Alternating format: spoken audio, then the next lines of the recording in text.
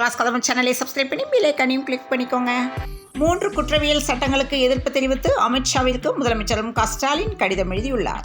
Olympic போட்டிக்கு தகுதி பெற்ற தமிழக வீரர் பிருத்திவிராஜ்க்கு டிடிவி தினகரன் வாழ்த்து தெரிவித்துள்ளார். பெசன்ட் நகரில் நடைபாதையில் உறங்கிக் கொண்டிருந்தவர் மீது காரை ஏற்றி உயிரிழப்பை ஏற்படுத்திய விவகாரத்தில் ஆந்திர எம்பி மகள் கைது செய்யப்பட்டு ஜாமீனில் விடுவிக்கப்பட்டுள்ளார்.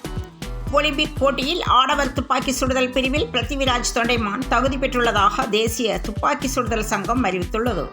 தமிழ்நாடு அரசு கேபிள் டிவியை திமுக அரசு முடக்க நினைக்கிறது என எடப்பாடி பழனிசாமி கண்டனம் தெரிவித்துள்ளார். நாகூர் நாகநாத சுவாமி கோயில் தேரோட்டத்தை ஒட்டி நாகப்பட்டினம் வட்டத்தில் உள்ள பள்ளிகளுக்கு 20ஆம் தேதி விடுமுறை அளித்து மாவட்ட கலெக்டர் உத்தரவிட்டுள்ளார். டிஎன்பிஎஸ்சி குரூப் 4 தேர்வுக்கான விடைக்குறிப்பை தமிழ்நாடு அரசு பணியாளர் தேர்வாணையம் இன்று வெளியிட்டுள்ளது. ரூபாய் 800 மட்டும் வைத்துக்கொண்டு ரூபாய் 6000க்கு ஷாப்பிங் செய்த பெண்ணின் ஒப்புதல் கருத்து டேட்டிங் கலாச்சாரம் குறித்து விவாதத்தை கிளப்பியிருக்கிறது. தெருநாய் கடித்து எழும்பூர் மருத்துவமனையில் சிகிச்சை பெற்று வரும் சிறுவனை சந்தித்து உயர்தர சிகிச்சை வழங்குமாறு மாநகராட்சி மேயர் மருத்துவர்களை வலியுறுத்தியுள்ளார். மத்திய அரசின் புதிய 3 குற்றவியல் சட்டங்களுக்கு எதிர்ப்பு தெரிவித்து அமித்ஷாவுக்கு மு க ஸ்டாலின் கடிதம் அனுப்பியுள்ளார்.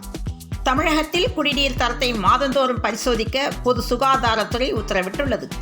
அங்காடி நிர்வாகம் அதிரடி நடவடிக்கை. கோயம்பேடு மார்க்கெட்டில் தேங்கிய மழை நீர் அகற்றப்பட்டது. கலைஞரின் கனவு இல்லம் திட்டம் அடுத்த மாதம் தொடங்க தமிழ்நாடு அரசு திட்டமிட்டுள்ளது.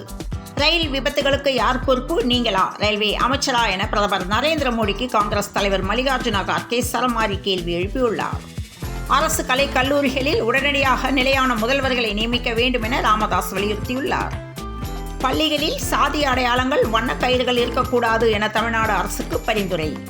நடிகர் விஜய் அதிமுக கூட்டணிக்கு வந்தால் நல்லதுதான் என செல்லூர் ராஜா பேசியுள்ளார்.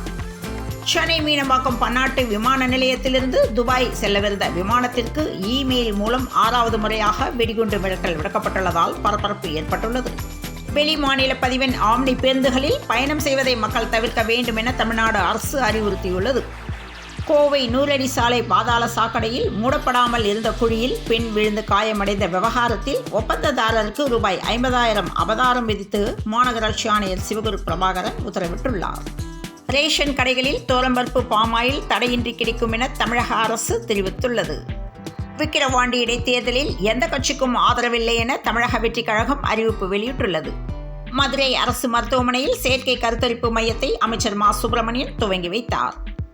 தமிழ்நாட்டில் 8 இடங்களில் அகழாய்வு பணிகளை முதலமைச்சர் மு க ஸ்டாலின் துவக்கி வைத்தார். சென்னை புறநகரில் பலத்த மழையால் 15 விமான சேவைகள் பாதிக்கப்பட்டன. துபாய் செல்லும் விமானம் 5 மணி நேரம் தாமதமாக புறப்பட்டது. தமிழக மீனவர்கள் 4 பேர் கைது. சிங்கள கடற்படை அட்டகாசத்திற்கு மத்திய அரசு முடிவு கட்ட வேண்டும் என அன்புமணி ராமதாஸ் வலியுறுத்தல். பிரதமர் மோடியை கிண்டல் செய்வதே திராவிட மாடல் என டாக்டர் தமிழிசை கண்டனம் தெரிவித்துள்ளார். சூப்பர் 8 சுற்று வெற்றியுடன் தொடங்கப் போகும் முதல் அணியது தென்னாப்பிரிக்கா அமெரிக்கா நாளை மோதவுள்ளது. இந்திய அணியின் தலைமை பயிற்சியாளர் பதவி கம்பீருக்கு போட்டியாக முன்னாள் தமிழக வீரர் களமிறங்கியுள்ளார். இன்றைய பெட்ரோல் மற்றும் டீசல் விலை நிலவரம். பெட்ரோல் லிட்டர் ஒன்றுக்கு $100.75 டீசல் லிட்டர் ஒன்றுக்கு $92.34 விற்பனையானது. தங்கம் விலை கிராமுக்கு ரூபாய் 15 குறைந்து 1 கிராம் 6690க்கும், சவரனுக்கு ரூபாய் 120 குறைந்து 1 சவரன் ரூபாய் 53,520க்கும் விற்கப்பட்டது. கடந்த ஓரிரு நாட்களாக வெயிலின் தாக்கம் சற்று குறைந்திருந்து கடந்த ஞாயிற்றுக்கிழமை நகரின் ஒரு சில பகுதிகளில் மழை பெய்தது. அதேபோல் இன்று அதிகாலையும் சென்னையில் பல்வேறு பகுதிகளில் பலத்த காற்றுடன் மழை பெய்தது. தொடர்ந்து இணைந்திருங்கள் பிரபாஸ் கதவம் செய்திகளுடன். மீண்டும் மற்றொரு செய்தியில் சந்திப்போம். வணக்கம்.